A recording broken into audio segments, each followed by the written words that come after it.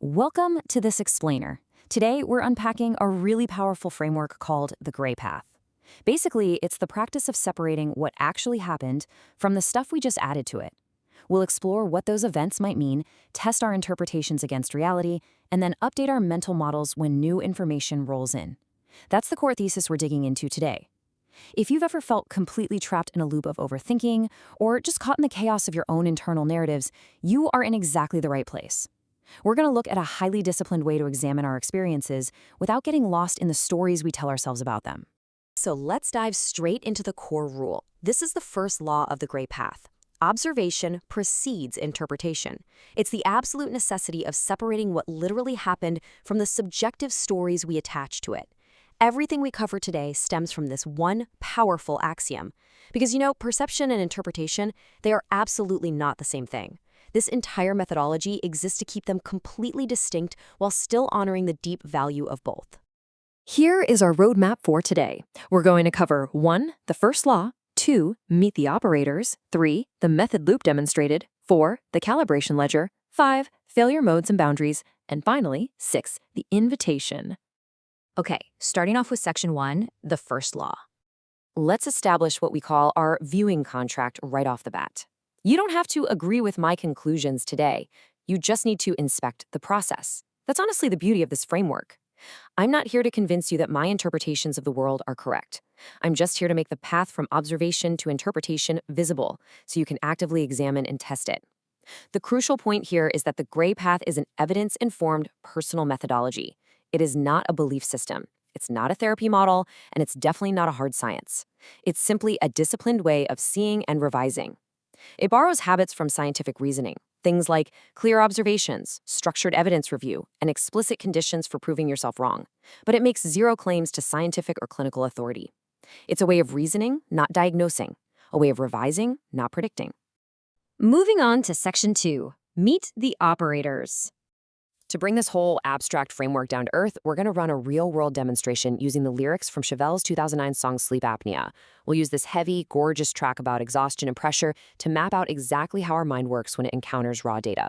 But before we interpret anything, we have to understand what happens when we encounter something that stops us in our tracks. Something real happens in the nervous system. The amygdala fires. The body knows something is off way before the mind can even begin to explain it. The song itself actually names this perfectly, Light the Silent Alarm. And hey, that's not just a metaphor, that is literally neurology in action. The body registers the trigger, the mind pauses, and in that brief little gap between trigger and response, true objective observation becomes possible. Now, what is absolutely essential here is that we must strip away all the musicality and emotion. What you're looking at is sterile, raw data. These are field notes recorded by the first of our internal operators, the neutral observer we call the rat. You see, when you're having a world-ending emotional crisis, the rat isn't weeping with you. It's just standing there jotting down notes on a clipboard. The rat doesn't judge. It just records words like, I gasp and hold my breath, exactly as they are. That raw, neutral data, that is the lifeblood of this entire operation. And this brilliantly illustrates the governance hierarchy operating inside your mind. First, the rat observes and records the raw experience. Then, the weaver enters. The weaver is your inner artist, the pattern finder, the one proposing beautiful, mythic meaning from the rat's sterile notes. But finally, the steward steps in. Think of the steward as the voice of clinical governance. It asks for evidence and decides what actually leaves the notebook. If the mythic weaver and the verifiable steward clash, well, the steward wins. Every single time. Reality always gets the final vote. Next up, section 3, the method loop demonstrated. So, let's put these 3 operators to work as a unified engine to process our song lyric data. We've seen how they function in theory, right? Now let's watch them calibrate a real perception. For years, I actually misheard a lyric from Sleep Apnea. I collapsed the word awake into away because my internal weaver built this incredibly beautiful story about leaving the dream state. It was a stunning interpretation, but it totally clashed with the hard reality of the actual lyric. The steward checked the official lyrics, the raw data, and the word is unequivocally awake, not away.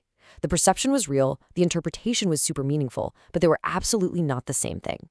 This right here is the method loop in action. Step 1, we observe the raw lyric. Step 2, the weaver generates a beautiful explanation. Step 3, the steward forces us to gather evidence. Step 4, we adopt a provisional interpretation. Step 5, we define exactly what would falsify or disprove that interpretation. And step 6, we repeat the whole thing. Tomorrow, we might hear it completely differently, so we always have to be calibrating. This brings us to a really beautiful concept, adopting a provisional interpretation, but holding it like a wet bird. With epistemic humility, we accept that our perception was real, but our interpretation was just meaningful. So we hold our low-confidence interpretation gently, literally like a wet bird, ready to let it go if we need to. We have high confidence in our raw observation, we know exactly what lyric we heard, but we have to maintain low confidence in the weaver's interpretation, because it's inherently unverifiable. You don't have to crush the interpretation, just don't treat it as undeniable fact. Moving to section 4, the calibration ledger. So, how do we take all this out of the conceptual realm and make it a daily practice? Enter the calibration ledger. This is your operational logbook for what we call your first walk. You take a weird mood or a recurring thought, and you literally map it right across these exact columns to test it against reality. The rat handles the observation column, the weaver fills in the provisional interpretation, and the steward assigns the confidence level and strictly defines the falsification condition, meaning what exact piece of evidence would force you to change your mind. That is practically how you walk the gray path. All right, section 5, failure modes and boundaries. Listen, every single framework has its breaking points, and it's the steward's job to know exactly what it looks like when the system fails. A good system must be intensely aware of its own vulnerabilities. Naming these failure modes acts as a vital guardrail, ensuring no single operator takes total control of your mind. For example, Weaver override happens when a story is so gorgeous you just ignore the evidence. The fix? Go straight back to the rat's raw data. Then there's rat freeze. That's endless data collection with zero decisions. The fix there is to adopt a low-confidence interpretation just to get yourself moving. And finally, steward tyranny is when skepticism just completely kills all your curiosity. To fix that, you've got to let the weaver play. Just keep the interpretation explicitly tagged as provisional. We also have to aggressively respect the boundaries of this tool. Your weaver might see deep cosmic patterns absolutely everywhere, but the steward is here to remind us that, hey, sometimes clouds just look like dragons. The gray path is not a belief system, it's not a replacement for a therapist, and it is definitely not some metaphysical system for decoding the universe. It is simply a structured reflection practice for people who want to observe their minds without being totally ruled by them. And finally, section 6, the invitation. Let's shift away from the sterile structure for a second and get back to the deeply human reason this path exists at all. Because at the end of the day, this framework was built by someone just trying to find a way out of the chaos of their own mind. A song isn't going to heal you, but as a fixed piece of data, it becomes a mirror. Over time, the raw data stays exactly the same, but your interpretive framework evolves.